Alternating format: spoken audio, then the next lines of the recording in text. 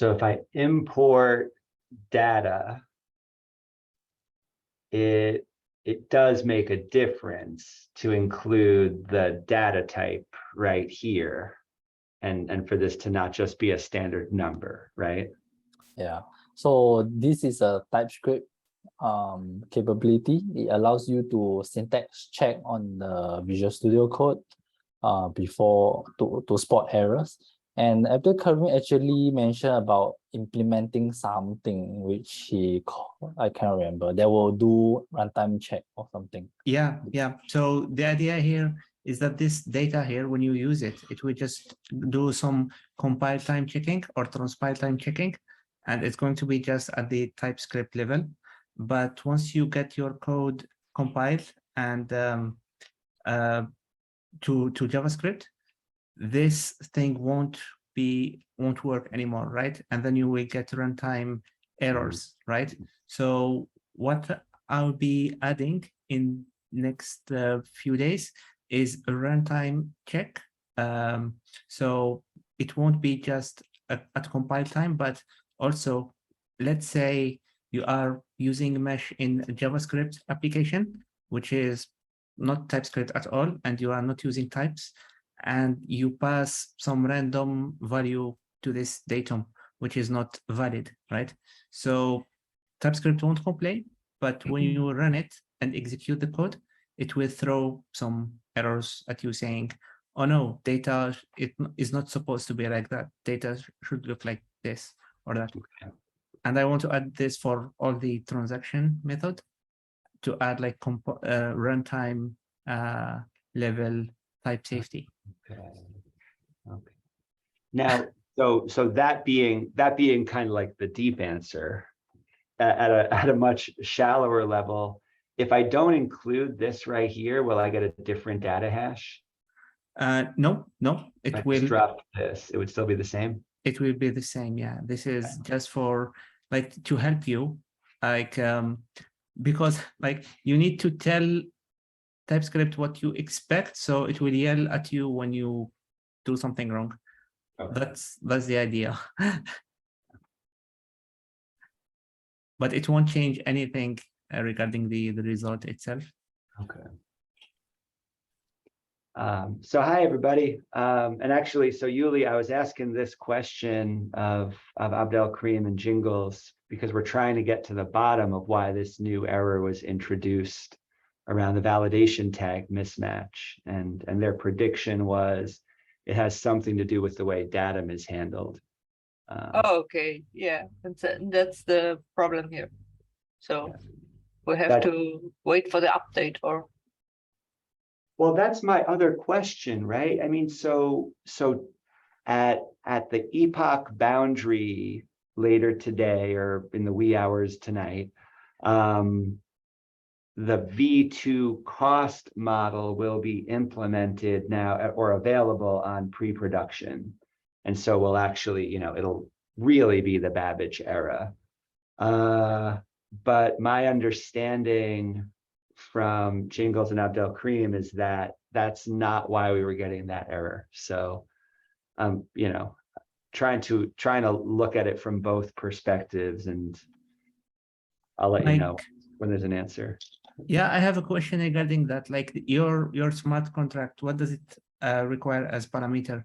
Like you have, what are you putting in the datum and in the redeemer, first of all? Okay. And do you have a required signer? Like the required signer and the datum is MP1618, just a number, and the redeemer also 101, I think. Okay, so if the redeemer and the datum are just numbers, that should be fine, I guess, because if you go back to the APIs, the datum thingy we were looking at, the only update, like change, which happened is like you have array, right? And you have constructor. So in the past, we were, you see constructor here? So yeah. In the past, we were not doing array. We were just doing constructor. And when you pass an array, I will handle it as a constructor, and I will add alternative 0 behind the scene for you. But we had like a smart contract where we were requiring an array, and that like thing that we were doing to convert array into constructor, it stopped working. So what we had to do is keep, like, if you scroll up again to array, keep this array as it is. Like when you pass it to Plutus, it will remain an array. And if you have a constructor in your datum, scroll down, you have to add it explicitly. So you say, this is an object and this is the constructor, which is alternative, and this is the fields. Right. Okay. Yeah, but I haven't an array at the moment in the data. Okay, so if you don't have that, then if you are getting validation, if I could jump in here, here's why it's the most puzzling to me, is because where the issue is expressing itself is in this collection of different faucet modules. Okay. And so let's see if we can recreate the error right now. I have also unlocked diggers. That works. Me too. Me too. That's if I couldn't unlock diggers, I'd be happier. I feel like that makes more sense. It's confusing that only one of them works. So I have the access token. And so what I should be able to do is go to any of these faucets and unlock them. And let's see if I can unlock diggers right now.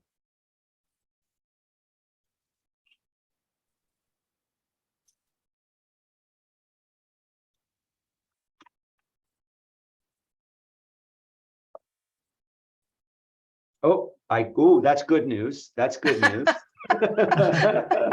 no. No, that's a relief, actually. Okay. So and so looking at that error, that looks like an error that we would get if the datum was set up wrong, right? Maybe this one suddenly works. Let's go crazy here. It does get us a step further. Sorry, my eternal popped up off the other side of the screen for some reason. So this time, 2 days ago, Yuli, it wasn't even getting to the point where it's asking me for a password. But at least we got this far this time. Yeah, I also know that. Yeah, but now same error. Okay. Well, at least it's the same error now. We'll take that as a small victory. And this is what I'll be going deeper into this later today and tomorrow to really try to understand that. But it looks like it's before the smart contract, before it's calling the smart contract, I think. Or is this a message from the contract? No. Yeah, the validation tag mismatch is going to happen when the parameter that we are expecting sending to the smart contract are not correct. So somehow it won't. It will say. Okay. Okay. So that's a generalized error for when we send the wrong parameters to the smart contract. That's the first thing we should be checking. Yeah. Okay. That's right. Good. All right. So a good puzzle. If anybody has questions about what the problem is here, we can totally talk about this. But anybody who understands the problem, let's all just kind of keep hacking at it and comparing notes. And when we get an answer, let's be sure to share it with the rest of the crew. Yeah, okay. I'll try tomorrow again, maybe do some debugging or I don't know. I know. How do you debug when there's no roadmap, right? We'll see. But also, I'm excited to just be really using this with the new network parameters independent of that error. And so we got a lot. So in that version, you changed something to the parameters, to the protocol parameters? Let me double check that. I was playing with them on a separate branch, but I think what's on my screen now is just the main branch. So we are each of these blocks, right? So the Yuli tokens, the Bliss tokens is an instance of the faucet unlocking component with metadata. And I mean, in all cases, right, we're looking at the metadata from on chain, we're mapping over it to create a series of transactions.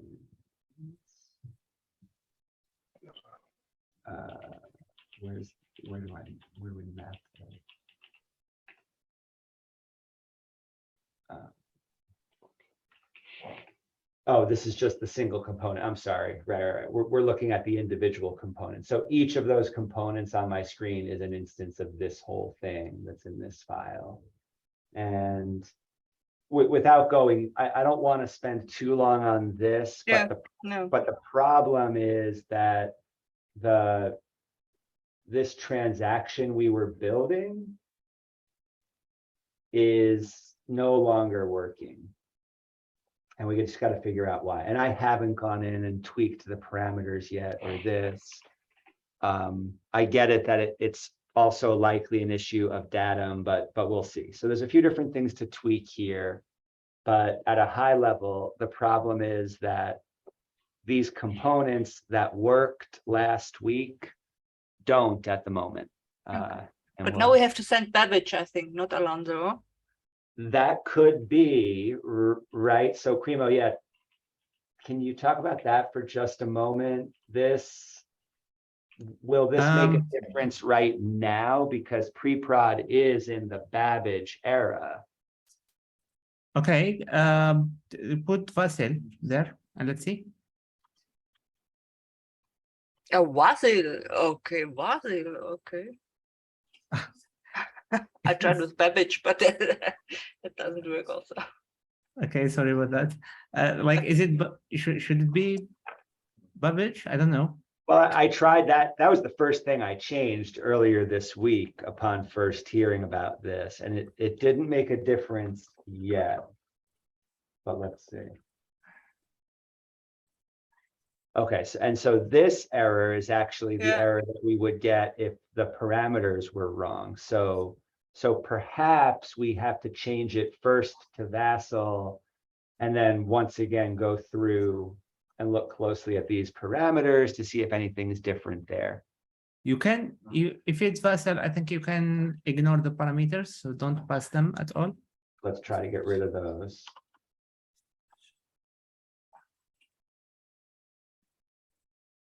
Okay, let's try that one more time.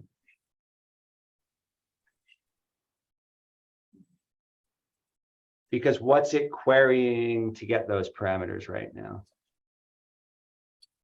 Well, it is just using the default Vasil parameters. It's not querying, it's not making any network request.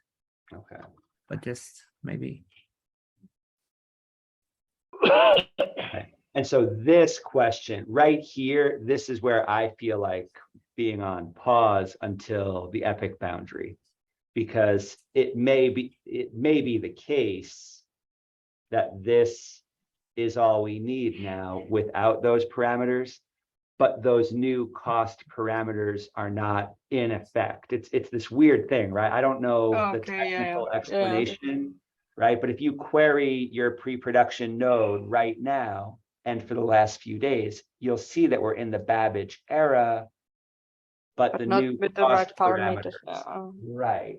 So I think it's worth it to not sweat this for another, what are we at? Like 8 hours, 10 hours, or look next week. So or a week. Take a week off from it. No Have you tried using this on PreviewNet?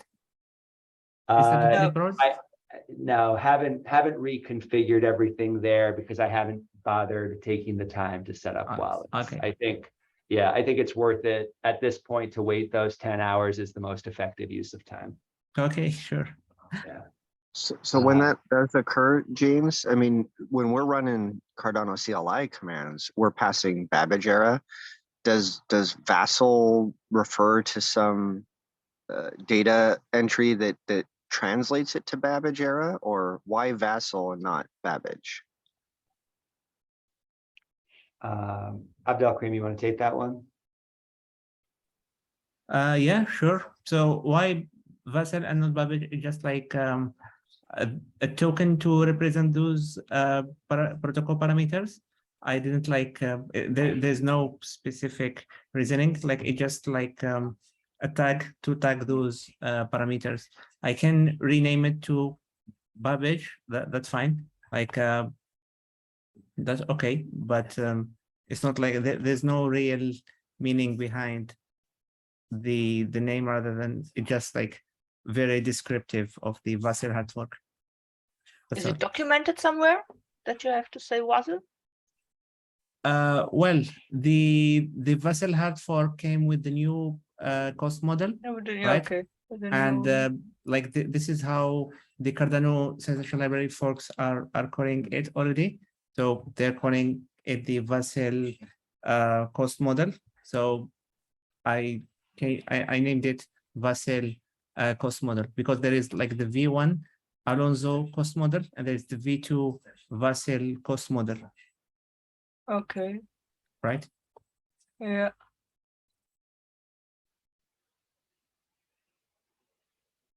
And Okay. anything, yeah, it's likely that a lot of stuff is going to be lacking documentation right now. So we'll just continue. Yeah, so it's good to know. Yeah, exactly. So Vasil. Exactly. Here we are. Okay, thanks very much. Yeah. No problem. Hey, so I need to check though. There was a quick vote for what we should cover first today. Faucet revocation list or V2 transactions. It looks like V2 transactions got a couple more takers, so we can start there.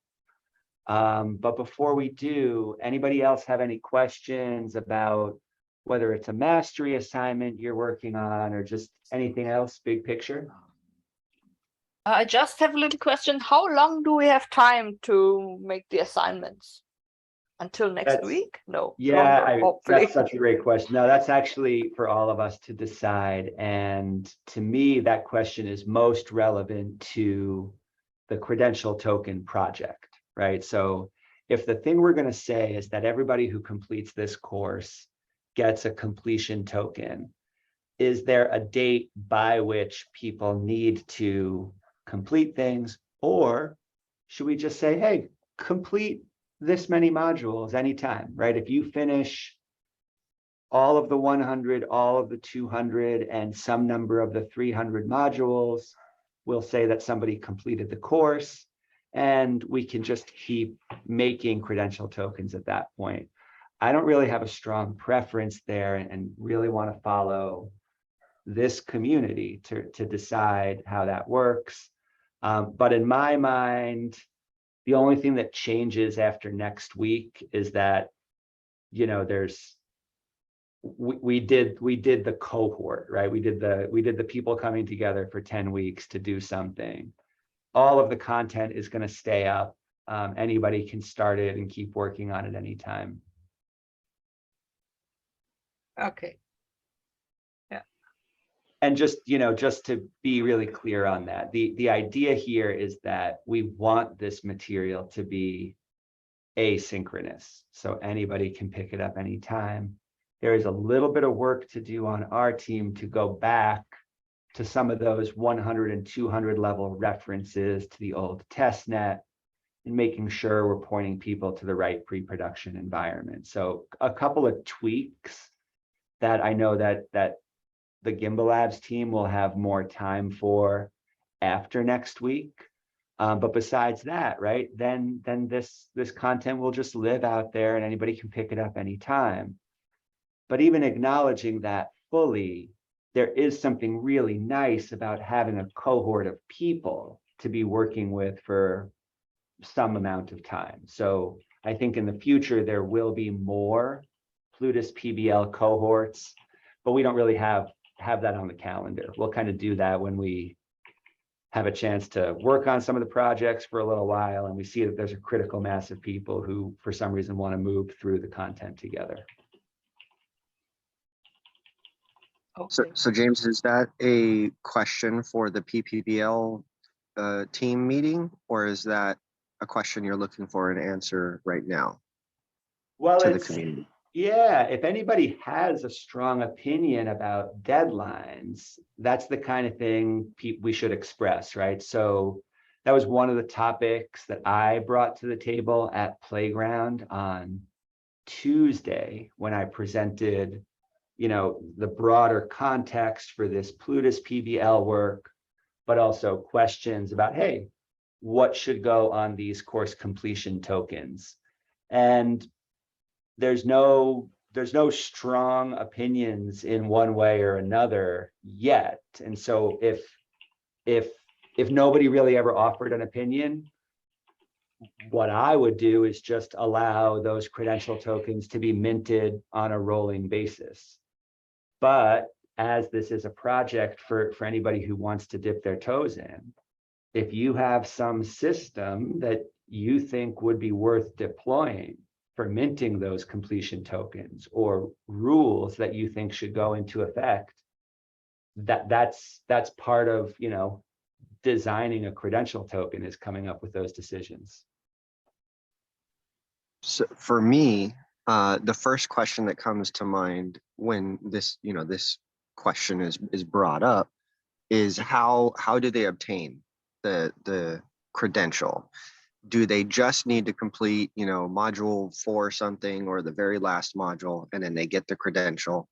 And if that's the case, what limitations or pre-qualifications do they have to do to get to that module? So I guess my question is, could they just enroll in this course, go to the very last module, and then complete that module and get their credential? Or is it hidden behind the previous module, and that one's hidden behind the previous module, and so on and so forth, so that it forces them to sort of actually walk through the entire course to complete the last module and obtain the credential? Right. Those are great guiding questions for designing the course credential token. Those are the decisions that need to be made. And I also almost feel like we're building this to be both kind of a self-paced, on your own kind of course, as well as a cohort. And in the cohort experience, there's a little bit more of a contribution level. And I'm wondering if we have cohorts with actual deadlines, timelines, and expected contributions. And if you fulfill those requirements, then you get a contribution credential as well as the actual course module credential. Excellent. And so that kind of, in addition to being a way to distinguish between cohort or just course completion, that point gets at the role of 400 level modules, right? So one way we could design this thing is, okay, to get the token, you have to complete 100 and 200 level. And then let's just say one of the 4 300 levels, right? And that's obviously a lever, and we could put a different number there. But maybe that's what we call completion.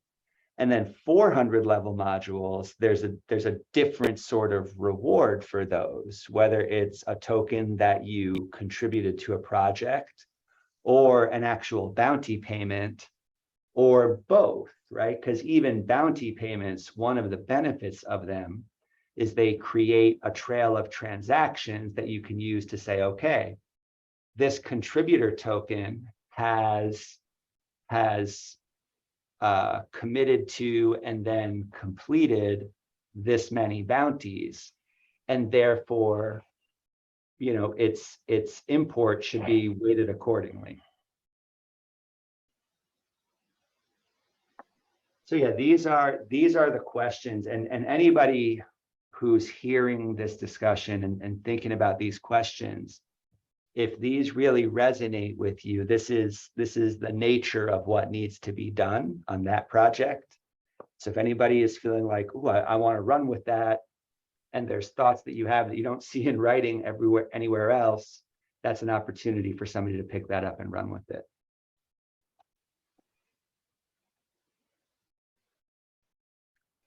Juan, what do you think? Thank you, James. Good morning, everybody. Well, yeah, I just feel that I missed a lot yesterday, but I'm going to recuperate that, looking at the work done in the lecture a few times. But yeah, going back to this, I think this is a great opportunity to plan on how this project is perceived by the community, and bring more people in. And the same token, I think, Chris has a very good point on providing a way to certify that the people that is attending is there already doing not only the qualification, show your work, let's say, for instance, the time, the treasure, and the talent that they put into the project, into this. And when I talk treasure, it has to do with the cohort being paid in certain way, recognition or money, not now or future, anytime, but also, what this means to us as students. This is a treasure. I mean, it is valuable. It is not only coming to the course and getting a token, but how that token opened doors to us everywhere. Not for the token, but for the knowledge acquired and the opportunity to be here. So as humans, we always need incentives, and also we need feeling of accomplishment. Just giving things away sometimes is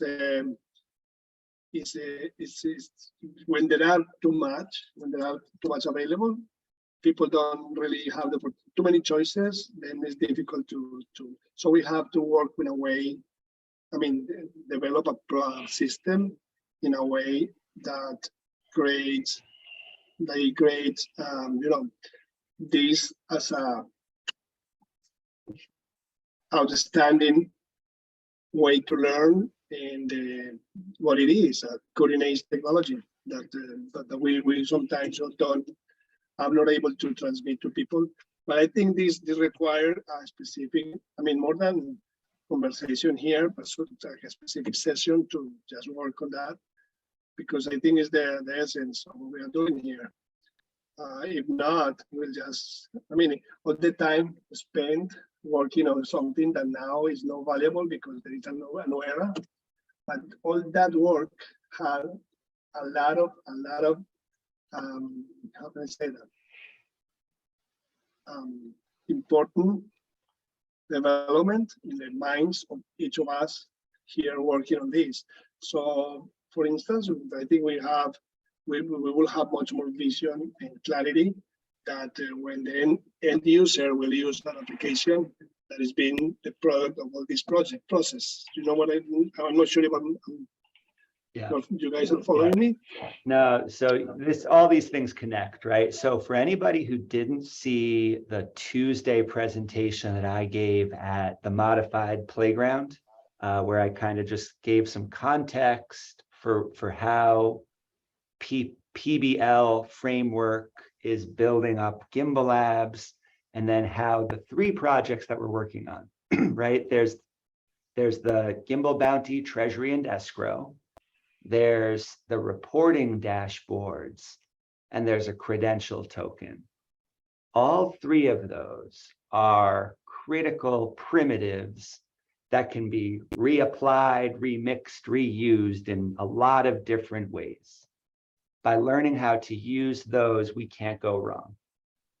Now, there's no urgency to make those course completion tokens. So there have been a few opportunities to discuss those parameters, both on Tuesday and at some earlier sessions. And I know that some people have contributed to the course credential conversation on Canvas. But the only urgency to finish that project is that eventually people who finish this course will get a token for doing so, right? That's a guarantee. Now, will that happen next Friday? Probably not. I don't think we have figured out exactly what those need to be yet.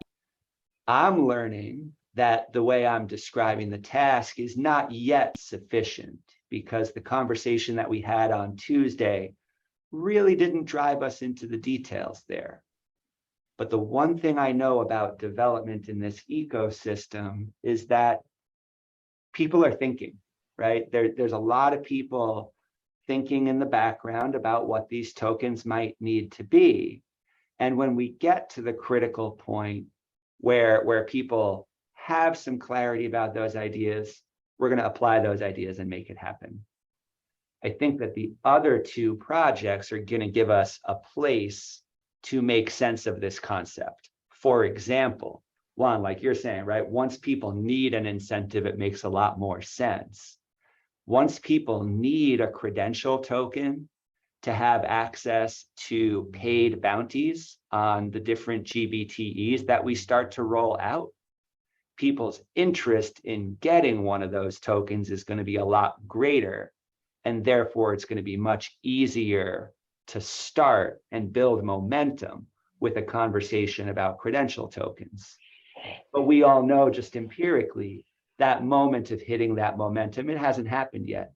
And that's completely okay.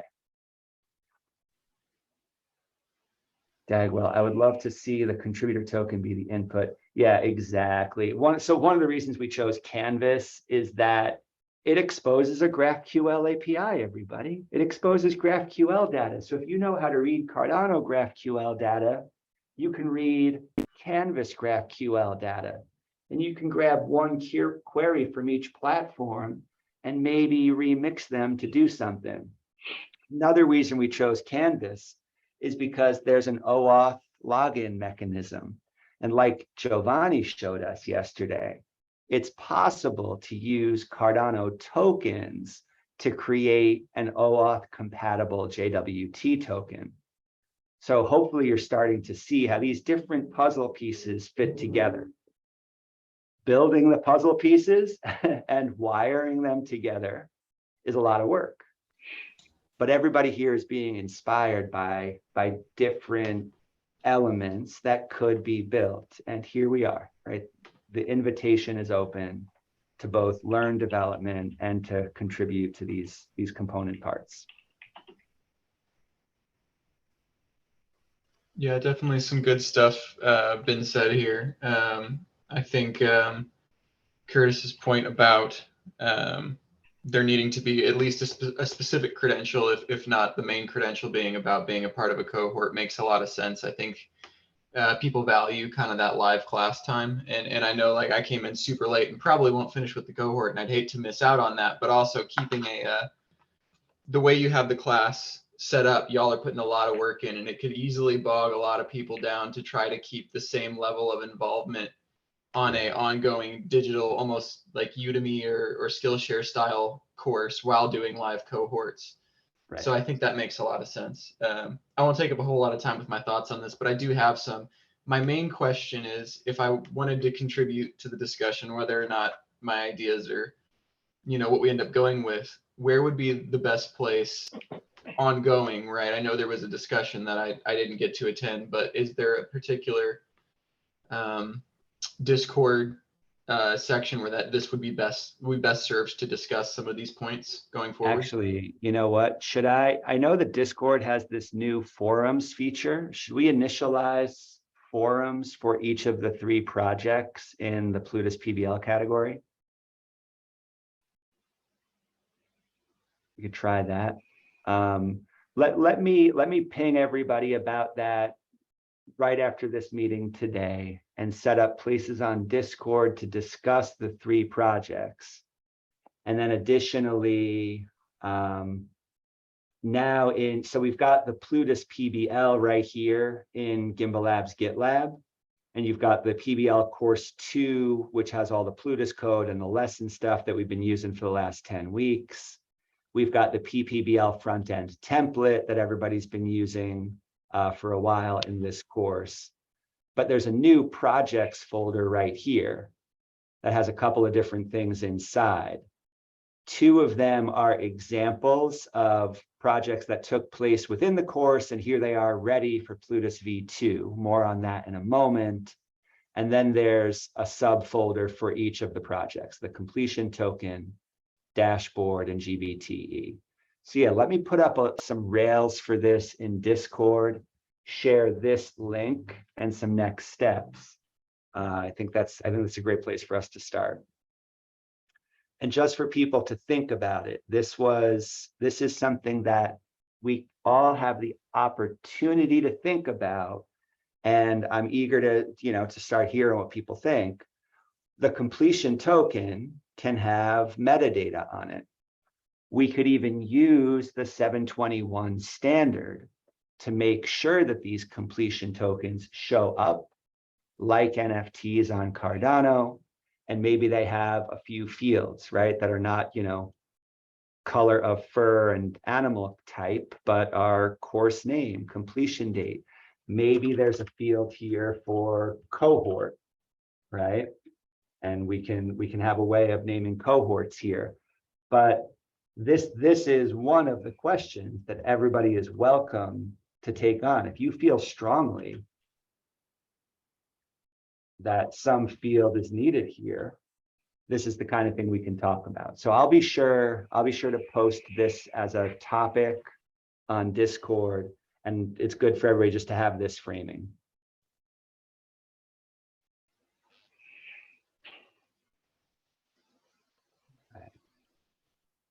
Good. Hey, actually, this is a good impromptu conversation, but it's good to really be starting to move on this project. And we could take it as far as we want to, right?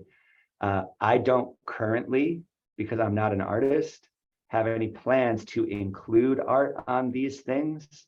But if there's anybody who feels that they ought to have some kind of visual component, that's another piece of designing a token that people are welcome to take on. And then, of course, we have to write the rules. All right, what exactly do you have to finish? What exactly does this token get me? And on and on and on.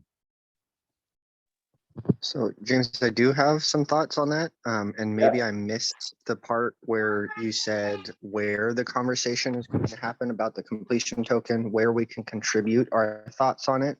Did you say that was going to be in Discord? Yeah, I'm going to try the new Discord forum thing and set that up right after this meeting. And there's this link right here. So everybody has access to this folder. And there's just an empty project here for completion tokens. Okay. So it'll be a combo of Discord and GitLab, and I will post that right after this meeting. Okay. So what I'll do as well is I know, Yuli and Wims and a couple others put in some really good contribution points in the Canvas module where we talk about the completion token. So I'll take some of that information that they put in there and put it in the Discord forum. Excellent. Thank you. Thank you. Very good. All right, yeah, so we'll see where that goes in the next week. So let's shift to the topic that got the most emoji taps, which is Plutus V2.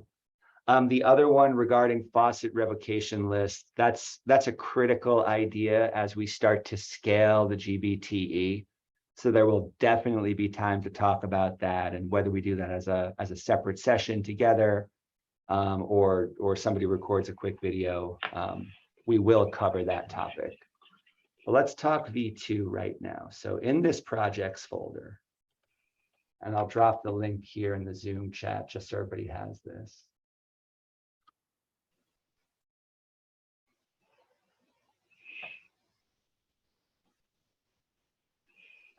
There are these 2 new Plutus V2. So Always Succeeds, which is where we started the course, and the Faucet, which is that mini project that people are working through right now. There are new versions of each of these Plutus projects with V2, and each of them is really cleaned up. It was it was kind of epic to get this to work because it didn't exist yet. But I got this to work on Monday, kind of just as a favor to everybody else. And so here's the story. First of all, we're now using this v1.0.0 tag of Plutus apps, v100 alpha 1. And there are a couple of changes to that version of Plutus, one of which at least was a breaking change. And so I'd like to show that to you. But in addition to now using this tag, which if you go to the Plutus apps repo, we could just look at this tag. All right, it says it's verified. And this is, you know, they're talking about like official releases of Plutus for the first time, which feels really exciting. In the Cabal project file, all of the tags have also been updated.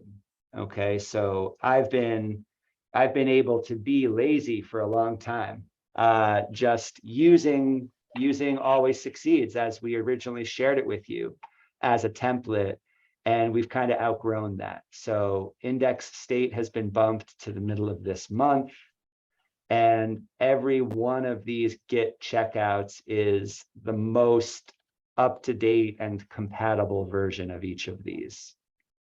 It felt really good to get that to work. And finally, the breaking change here is that even the, it actually wasn't applicable here. This contract still looks fine, unchanged. We're just importing the V2 version of Ledger API, but the breaking changes in the Faucet project.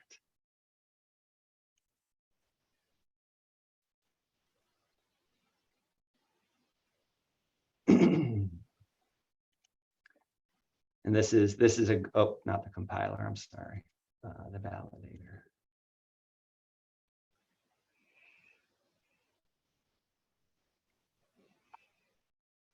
The breaking change here is actually in this boilerplate that we've all gotten used to. It's a little bit different now. Long story short, a function called wrap validator no longer exists, okay? And a lot of validator functions have been moved to this Plutus script utils library. Somebody had a question there. Okay, it's very interesting. Okay, so you can see there's different imports. You can also see that there are still some imports of Plutus V1. For example, value. And we've talked about value in a couple of different lectures. It's commonly used, right? You're unlikely to write a robust Plutus contract without using value in some way. But value has not been changed from V1 to V2. In fact, if you search the official documentation, there is no Plutus v2.ledger.value. Okay, what's changed are the API and contexts. Some of these scripts in this new utils are of V2, but others like datum type and redeemer type have not been updated. So it's a little bit confusing. I don't think it's really well documented that that so much of V1 is still the same, but I'm hoping that this can be a template for anybody who needs one moving forward. Any questions about any of this stuff?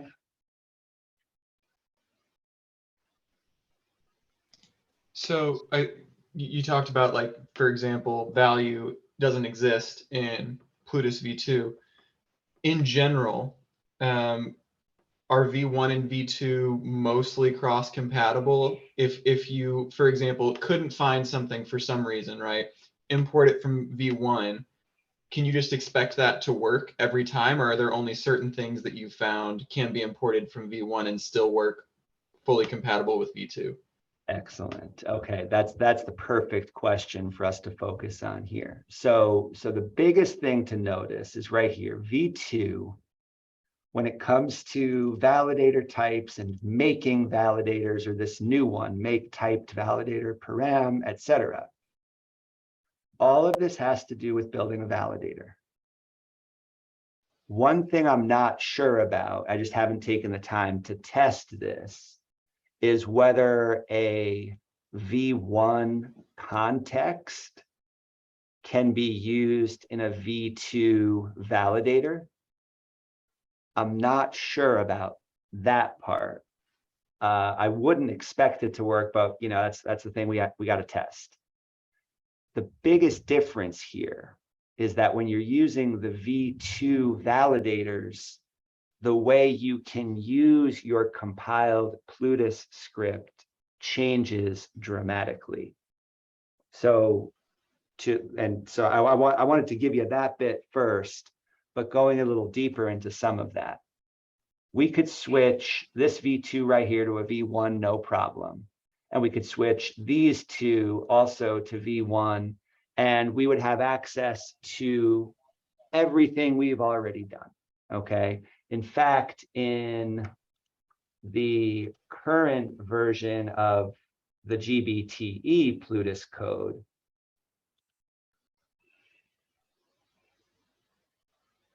we're still using the old ledger, okay? We're still using V1, even though we're using a new design pattern down here, okay? So everything V1 still exists. I don't know if V1s of these would be cross-compatible with a V2 of these. That's something that people can test if they're curious. And once again, most importantly, the end result here is that the way we build transactions with these is kind of dramatically different. So far, so good. So just for my own clarity, I'm a little slow sometimes, but kind of the point here is that you can still use everything V1. The question is just whether or not certain things are if I use V1 context, for example, if it'll work with V2 validators, but I could just use V1 context and V1 validators and be fine. Right. Awesome. Okay, cool. Yep. Now, the reason you probably wouldn't is cost. Okay. And as I'm starting to see, and what I want to show you right now, using these V2 scripts is awesome. It's a better experience, I think. And so I'd like to look at that together today to show you what I mean. All right. But yeah, just to summarize that once again, and Trevor, this is on me too. I'm learning how to explain this. So thanks for the opportunity to practice, right? All of these V2s, you change them all to V1s, we're good. Leave these as V2s, and these ones that just haven't been updated, as you can see, we're good. Can you mix and match these and these on different versions? We don't know, but if anybody wants to spend some time figuring that out, that's something you can play with.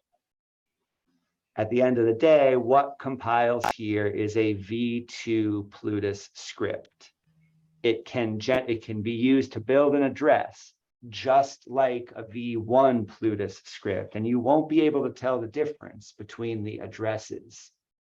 But if you try to build a transaction like we've been doing for V1 contract interactions with a V2 script, that won't work. And here's the difference. All right. I'm not going to go back and review what a V1 transaction looks like unless people have specific questions, but I'm going to assume that you've seen a lot of that so far. And I'm going to jump straight into what the V2 transactions look like first. So here, I started writing this documentation when I didn't yet realize that the cost parameters haven't been updated yet. But as of tomorrow, what's documented here will also be valid on pre-production. for now, everything that's on this documentation works on the preview testnet. When we first want, okay, backing up, the old flow of using Plutus scripts was that you would build a locking transaction that placed some tokens at a contract address, and then you would build an unlocking transaction to unlock them.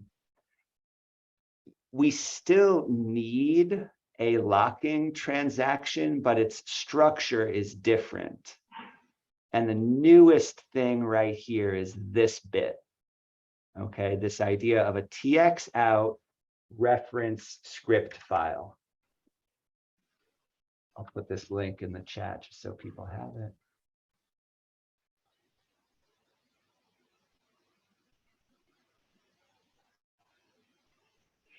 Okay. And this is the fascinating part. Remember in the Faucet project that you have to share the Plutus script via a git merge request. And those are all showing up, right, as files in the front end project for anybody who's submitted that. That is no longer necessary because the first time you use a V2 Plutus script, you're going to attach it to a UTXO that will then be referenceable on chain.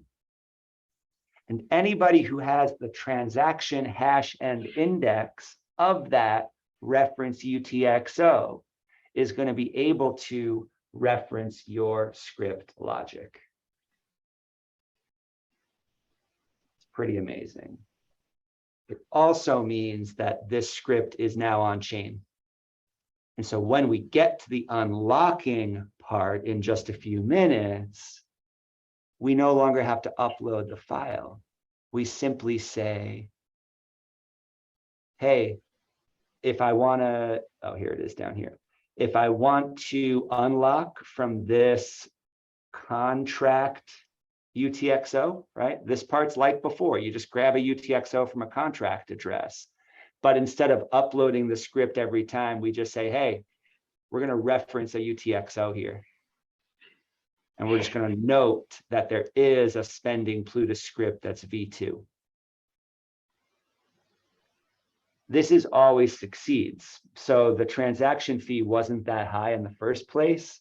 But when I ran this unlocking transaction, the fee was 0.18 ADA. It was, right? So like a cent more of ADA than the minimum fee itself, which was pretty mind-blowing. Nelson, what you got? So where is the script attached when we first upload it to the transaction? Like, is it attached to the address, contract address, or is it attached to the UTXO that is in the contract address? This is where the plot thickens. This reference TXN can just be in any wallet. It could be at a contract address, or it could be in a regular wallet. I've only tested it with regular wallets so far because I can't think of a use case where it needs to be placed at a contract address. I don't see any benefit to doing it that way. And so this is just a UTXO in a wallet. And similar to how you know how one option when you want to create a new minting policy is to create a new set of keys, and you're never going to derive an address from those keys. You're just using them for the minting policy. But you still could create an address out of them, right? Like a minting policy can consist of a V key that is related to a valid address or not. In a similar way here, a lot of people are starting to create new wallets just to hold their reference UTXOs. You don't have to do it that way, but it feels likely enough to me that if I just had one of these reference UTXOs in a wallet that I was often spending from, right now, you can't tell the difference. And that's the other part that blows my mind. So let's go look at some of this. I wanted just to run you through the basic documentation, but let's go look at some of this if we try to run these transactions in a terminal window so we can take a look. I just have to rearrange the screen a little bit here. All right, so I'm on the preview network, where it's been the Babbage era for a while. And I have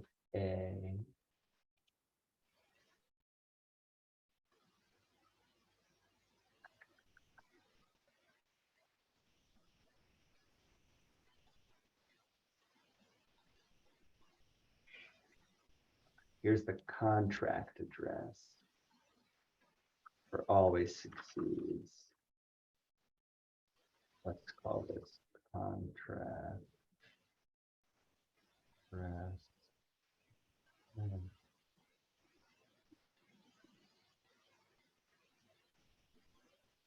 Testnet Magic 2 in this case. And so here, because this is always succeeds, you can see that some other people have been playing with it. All right, these are not all just from me, but always succeeds, always gets a lot of traffic. One thing to notice, we still have this kind of TX out datum hash. This should look familiar. This is like before. But we also have this new TX out datum inline with a new message, reference TX ins scripts inline datums in Babbage era. That's a mouthful. But then you can see directly what the datum looks like. The way you reference these datums is also different, but more on that in just a moment. If you've heard of inline datums, this is datum that we can look at without consuming a UTXO. Questions so far? So if by any mistake or by arrogance, if that UTXO has been spent, then the script is off the chain or something? Well, so this is the other thing I'm wondering about is it even spendable? I have a lot of different things I just want to play with to understand this better, but one of them is just spending in a regular transaction a reference UTXO to see if there's a message about that. So yeah, if anybody has time to test that, I would love to know the answer to that question, Nelson. And maybe we can test that today. And I'm just realizing I wanted to show you TX out ref address. These are the public notes. So I took some stuff off of this. I'm looking for.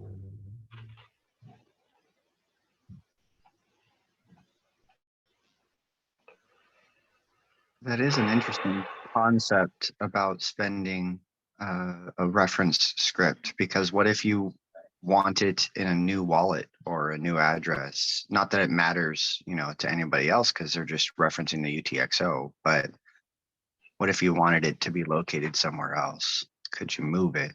Interesting. These are the things we got to test. Yeah. So I have a ref, we'll call this my reference address, where I've started to collect some different reference UTXOs. What's frustrating is that at least from the perspective of Cardano CLI, you cannot tell that this is a reference UTXO. There's nothing to indicate it here. On DB Sync, is there? I assume so, right? Is there going to be a GraphQL query we can see this? I assume so. But for now, we're stuck just remembering, oh yeah, this was my reference UTXO. So let's say that is spendable, and you could say move it to another wallet or something.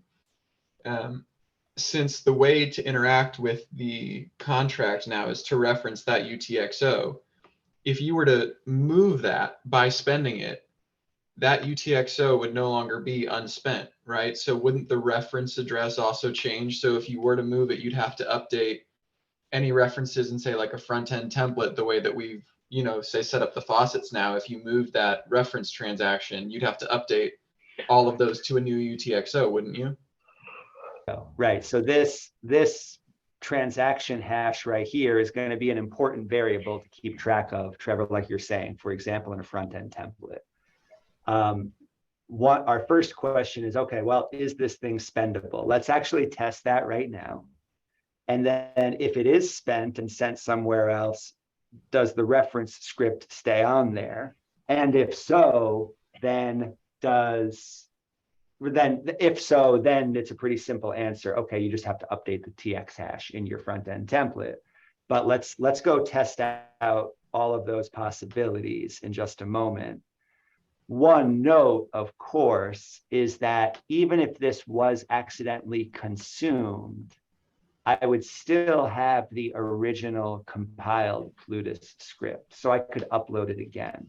And in this example, right, with always succeeds, these are all different people. Well, maybe not all of them, but there's a couple of different people playing around with this, which means that on the network, there's a few copies of that same reference script, right? They might, in this UTXO over here, that one over there. I don't yet know of any plans to kind of keep track of that kind of thing, right? Oh, if I'm using contract ABC, what are all the UTXOs on the network right now that I could reference that all have that?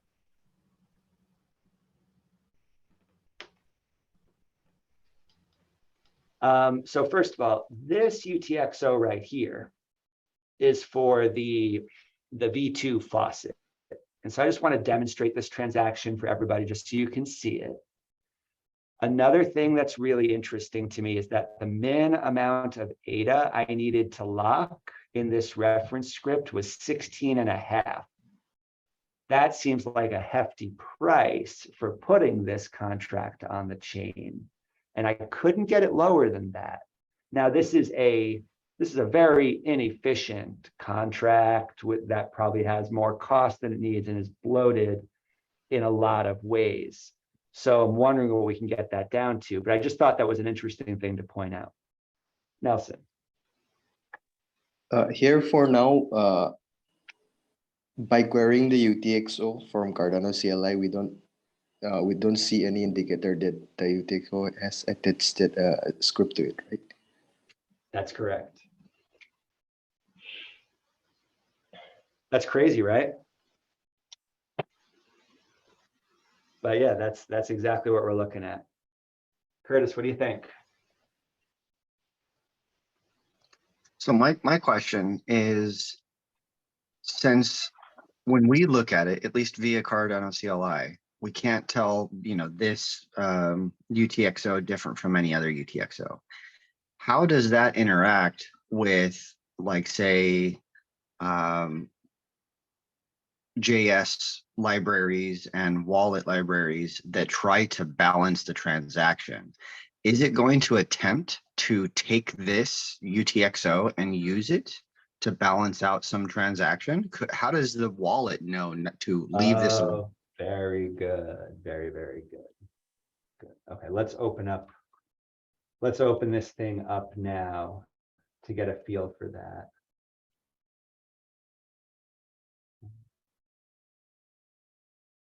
Those are fixed now. Oh, they're still giving me a hard time. Come on, guys. This Pop OS window manager is fickle. It's still fickle. Whatever. All right, let's just go right here and build this transaction up. So now I'm just in VS Code on the same repo I was showing you a few minutes ago. I want to go into the V2 version of the faucet. And let's look at just the documentation for now. So we're going to say that the reference script UTXO has already been built. I was just showing it to you. Okay. And so I'm not going to go through this part. I am going to go through this unlocking step. Oh, and before that, sorry, what's up?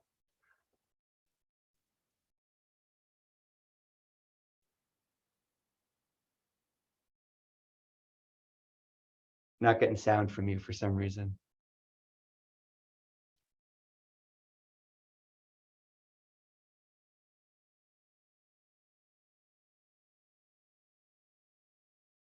How about now? Gotcha. Hey. Okay. Sorry about that. I'd even forgotten myself that my hand was up. Just trying to make some dinner. Asking well, I mean, okay, so one thing that I had in mind was I suppose what Curtis just asked in terms of at a lower level, like how do other entities like wallets discern the difference if, you know, as you said, like there isn't a clear way to do that, but obviously that's already been asked. I just wanted to, this secondary thing was, excuse me, you mentioned 16, I think it was 16 ADA. I think putting on my kind of limited business hat, whenever someone thinks of price, it's usually in context, right? So I think you're saying that it's a bit expensive, but then you're thinking in the context of your average transaction, right? Which is usually like point something Lovelaces. But I think in this context, like this is the equivalent of like building an application and like putting it, like it's a productive asset, which other people can then reference. So I think looking at it from that perspective, I think one can make the argument that actually it's not expensive. That's not to say that one shouldn't look to optimize, you know, and sort of restructure it and stuff. I agree with you completely. That was actually my first thought, and I was hoping somebody would make that argument, because you're exactly right. What's the value of ADA if you need 16 ADA to post a business grade contract, right? And what does that do to the supply? Those are really interesting questions. Yeah. Yeah. And the incentive to be as efficient as possible is of course built in. And that's right, Dagwell, that would be a complicated thought exercise. Yikes. We'll see. Yeah, that's really interesting, right? Is it worth, at current market rate, is it worth $8 US to have a working dApp on chain? That seems fair, right? And A's point as well, this is going to make it, there's more of an incentive for people to be sharing primitives instead of uploading copies of them. If uploading is the right word to be using right now, I'm not sure if creating references, right? But yeah, this is very interesting to think about those mechanics. So here's the transaction we're going to build. It's Babbage era now. We're on testnet magic 2. We need a couple of different TX ins. Okay, so the wallet that's interacting with this, I happen to be calling it wallet 2 here because it was a different one than the one that originally uploaded in the previous transaction. But we need a fees transaction and an access token transaction input, and then of course collateral. When it comes to spending from the contract UTXO, this is what we see. This bit is unchanged. Hey, I got a UTXO, right? But what follows, like I showed you a moment ago, is different. Instead of adding a script file, we have this spending TX in reference with a UTXO right here, and an identifier that says that's what we're doing. We also don't need to include the datum on the transaction. We just can say, hey, there is inline datum on the UTXO that we're trying to unlock. I'll show you that in just a moment. But we still need a redeemer file, right? Because redeemers are often that instance specific bit. And I don't currently know if there's a way to put redeemer references on chain. And I believe that there's not, and I believe that the reason for that is, you know, this is more dynamic data. And then we have outputs. And these are typical outputs. There's nothing different about these, okay? We've got the back to the contract address, this much of the faucet asset. We've got these two outputs back to the sender, but you notice there's no datum on this output this time, okay? Because we've already got inline datum present. I'm realized I got to check that. Let's actually check that right now. Now I feel, nope, this was the, okay. Maybe I did mess that up by not including the datum there. Let's find out. This contract address, I need the faucet contract address. So just to follow what it sounds like you're saying, are you saying that because there was a TXIN referencing inline datum, that the output will reflect that inline datum? Yeah, and as soon as I said it, I think I'm wrong. Okay, I just wasn't sure if that was the Let's thought. see. Let's see. Yeah, no, I blew it. I got too excited. I did this the other day, and this was the mistake I made at the end of the day, is I didn't attach datum back onto this thing. But we should be able to fix this anyway. This is no longer going to be stuck here because the datum, maybe it does. All right, that's something to play with, and maybe there's not time to do all of that today. Can we review your transaction and how you would attach the inline datum to the output? Yeah, it would have been, I would have needed to just add again this line right here, right? Whenever I have an output to a contract, I have to reference data, and I just forgot to include this line here when I was sending these funds back to the contract address like that. Okay. So if your contract or your script required like a validation of datum, and in your case, this datum does no longer exist in your new UTXO, would that fail validation? I want to check. We know what the answer is on V1, but is there a way to unlock this thing even without datum on V2? There might be, because it's possible to grab datum from elsewhere now. And that's what I haven't played with it to that point yet. So I want to find out. So let's try, let me try this transaction. Let's try it. And the reason I'm hesitating right now is I'm thinking about, okay, where else could I get this datum from? And I'm sorry about this mistake. Yeah, this slows us down a little bit, but let's see what we can do anyway. Acknowledging that in the future, I probably want this bit, I'm going to leave it there for now, because that's the new output. Instead of saying that the spending reference TXIN inline datum is present on the contract UTXO, which it's not, what you're able to do is handle datum in the exact same way that we're handling this reference script right here. To say that another way, I mentioned earlier that reference scripts can be placed in UTXOs in just regular wallets, right? They can be whatever address.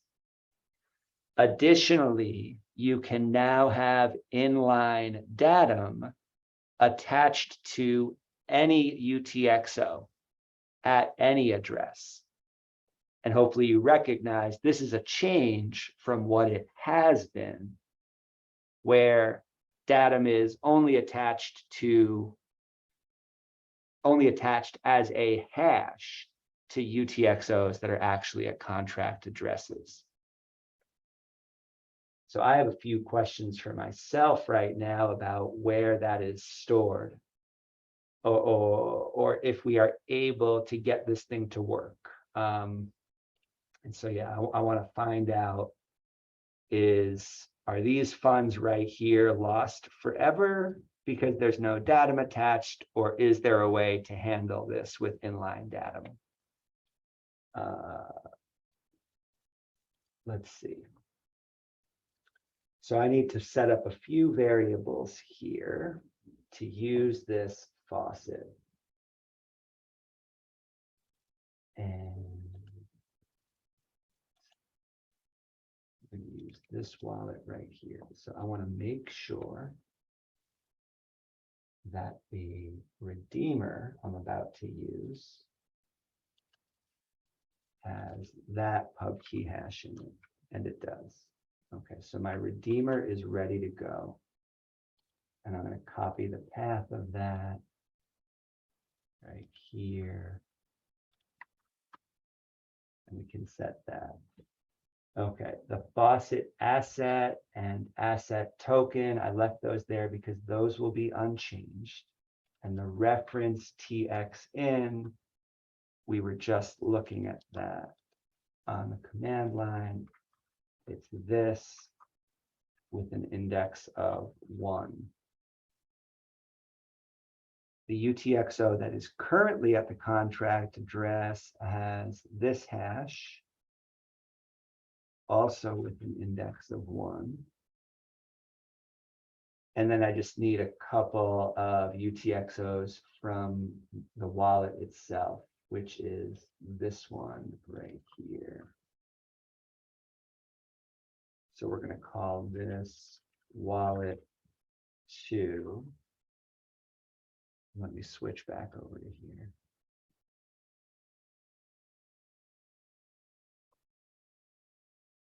And then we can query this.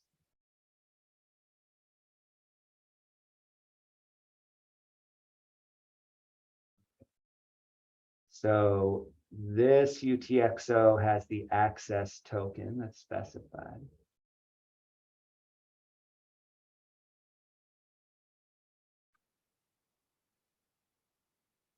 And that was at index 2.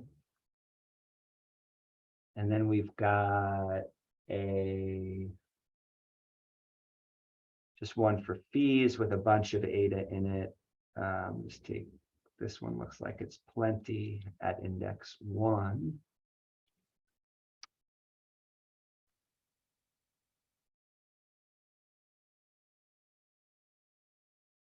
And then we need a collateral UTXO that just has some ADA in it as well.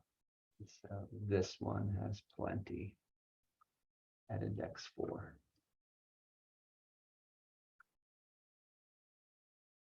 So what I'm going to do now in my terminal window is just place all of those variables that we just collected.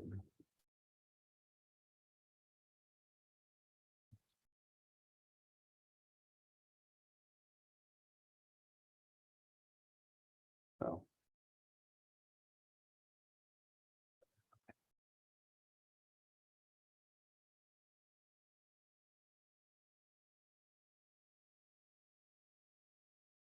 Curtis, that's a good reminder. I appreciate that. All right, we've got these values set up. And so what I expect to happen right now is that we're just going to get an error if we try to run. And I know you can't see this right now. I'm pulling it up right now. If we try to run this transaction, I assume that we're going to get an error about datum. Let's see if that's true. Boring. Okay, I know. We need the protocol parameters.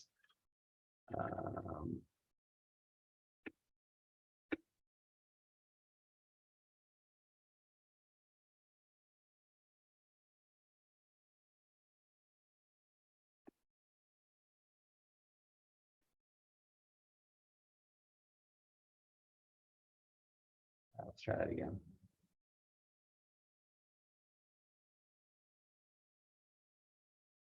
Yeah.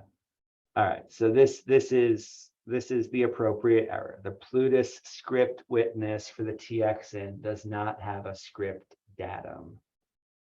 And indeed, that's the UTXO from the contract E6F3ABE. That was this one right here. Okay. So I'm pretty sure that's stuck. And without taking time from all of you, I want to check that on my own and I'll report back. And if anybody else wants to play with this, here's what I'm going to do. First, I'm going to look at these notes of how to create a reference UTXO with datum. So just, these are in the documentation on the Always Succeeds repo. And this shows you a really simple transaction that only does one thing.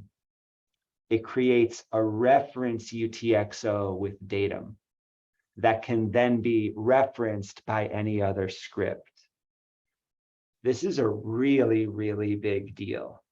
And if anybody hasn't checked out that project that Quinn shared, I think A posted it and Curtis commented on it as well on the Gimbal Labs Discord. It's called Cogno. I think it's a fascinating project. And so for anybody who's starting to wrap their minds around what we can do with inline datum, I strongly recommend taking a look at that and hearing how Quinn is thinking through using on-chain datum, okay? I still have questions about how to use it and just haven't had time to play with it sufficiently. I'm happy to do that in a shared space, but I want to honor time today, okay? So what I'm going to do is I'm going to try to add some inline datum, have a reference datum, and see if that makes a difference in the transaction we were just looking at. But my hunch is that it's not. We'll see. You know, I have a contract address that has a UTXO without datum on it, and I'm just not sure how that works yet. The other thing we talked about testing is, hey, can I spend this reference TXN right here? I want to wrap up today just by trying that, because I think that's an interesting question for us to look at. Yeah, Dagwell, I think that's a really important concept right there. And now imagine what happens if you have these reference scripts available, and then you also publish front-end components for using them. This is the kind of service that we have a chance to provide. And I believe that we have economic incentives to try doing things that way, because now you've got this headless dApps idea, and the idea that we can freely provide primitive contracts. We can freely provide components for using them. If by default they use gimbals or another token that somebody here creates, then some people will use the default setting and that token will become more valuable, right? So this is the opportunity that we have to play around with. I think what we're looking at is an era where open source development might be funded in a way that it hasn't before, right? It's not going to make anybody a billionaire, but I think more open source developers can make a living, and that's what I'm hoping to achieve. So let's just try to spend this thing. I got this reference TX in, and I'm just opening up off screen a basic. Let's just write a basic transaction. Why? I don't know what this means. I'm sorry, I just want to be able to look at these side by side. And this is embarrassing. Oh, for heaven's sake. All right, here's what we're going to do. Just turn that off. All right. There we go. All right. So I'm going to just build a basic transaction, the most basic one, as the TX in I'm going to use reference TX in.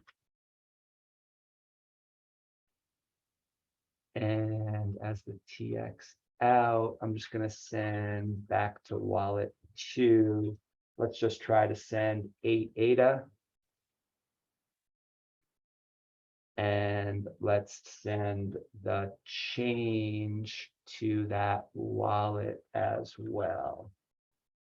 And I'm not going to sign this thing. I just want to know if I can even build this transaction in the first place. Let's see. All right, so it's just that one input, the reference TX in. And I'm going to try to send some to wallet 2 and then the change to wallet 2. All right, what's going to happen? This is exciting. I really don't know what's going to happen. And you see, I'm using this variable up here, reference TX in, so that's already set. What do you think? Any predictions? Is there any chance it'll fail because you're dropping below that 16.5 ADA and that transaction or UTXO? Oh, that would be an interesting one. I hadn't thought about that. Right. Maybe this is allowed, but I won't have the min UTXO anymore. That's interesting. That's interesting. Oh, that would be a satisfying answer. Let's see. You son of a gun. Look at that. It's just Ooh. straight up spendable. Which is also interesting because that would potentially be a way, if you can still figure out with multiple TX outs, which one now contains the reference. That could be a way to recover some of that initial cost if you can pull off of that minimum original transaction of 16.5 ADA. You know, I'm wondering now how much of that you could split away in later transactions and recover and not have to have locked up. Well, so the first question before that is, well, is the reference script even still attached, right? Or has it disappeared in Fair some point, yeah. And this is good. We want these to be spendable. If you decide that a script, you know, that you don't want to lock that ADA anymore to have a reference script, this is a good thing. Actually, Dagwell has an even better first question. Will it submit? Let's try that first. I need to get a different signature here. This is going to be the signature of the reference wallet. We'll just call it ref key. Okay. And so now let's sign this with the ref key.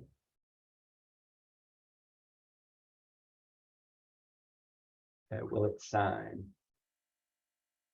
Yeah, no problem. Will it submit?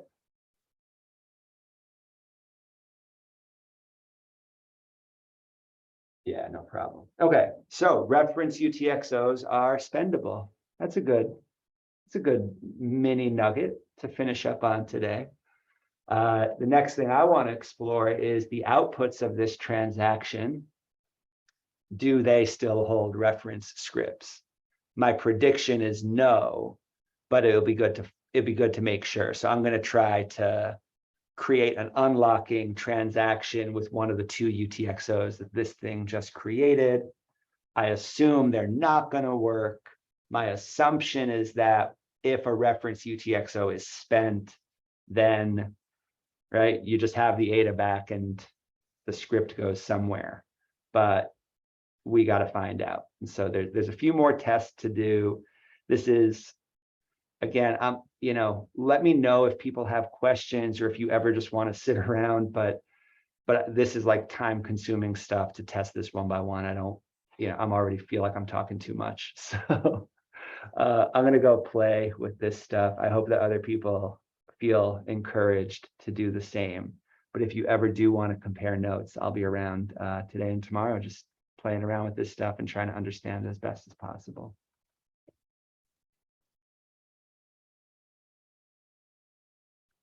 Yeah, I'm with you, Curtis. I agree with that. Yeah, it's good the ADA is not trapped, but it looks like it's going to be really easy. Obviously, as we just showed, it's going to be really easy to accidentally spend reference scripts. And so we need to think of ways to handle that complication.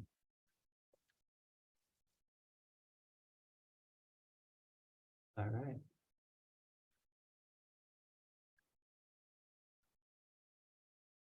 Any closing thoughts, or anybody want to give a little update on what's next on your agenda? Could we place a datum on the ref? That's a good question. Okay, Dagwell, you can create a reference UTXO with inline datum, full stop. That's 100% doable. You can see how to do that in the Gimbal Labs GitLab on the Always Succeeds repo. Can you put a reference script and a reference inline datum on the same UTXO? I haven't tried that yet. That's another, wow, there's like 8 things to try to learn more about this stuff. But yeah, can you use the same UTXO for both a reference script and a reference inline datum? I'd be curious to hear an answer about that. I just, no comment. Wonder if that would prevent sending. Yeah, I wonder. Yes, and avoiding accidental spending could be a good reason to store reference, right? At a contract, actually at the contract address, that's right. If you lock them at the contract address, you can even make a never succeeds contract address. How about that? How about making a always fails contract address and sending your reference scripts there, forever locking the funds, but also making sure that those reference scripts will be available in perpetuity. Ooh, I can't tell if that's a good idea or not.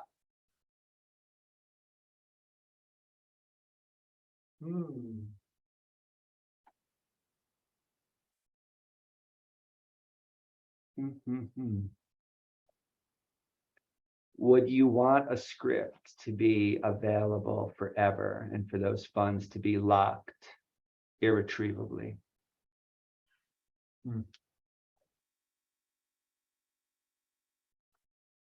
I guess I'll have to ask my kids that question at dinner tonight. You could just ask the guys over at the different chains. Shall not Yeah, name right. names. They're dealing with it. Exactly, Trevor. Amen. Right? Like this is, thank goodness for test nets. You can't learn this stuff by hacking on mainnet unless you want to spend a lot of money.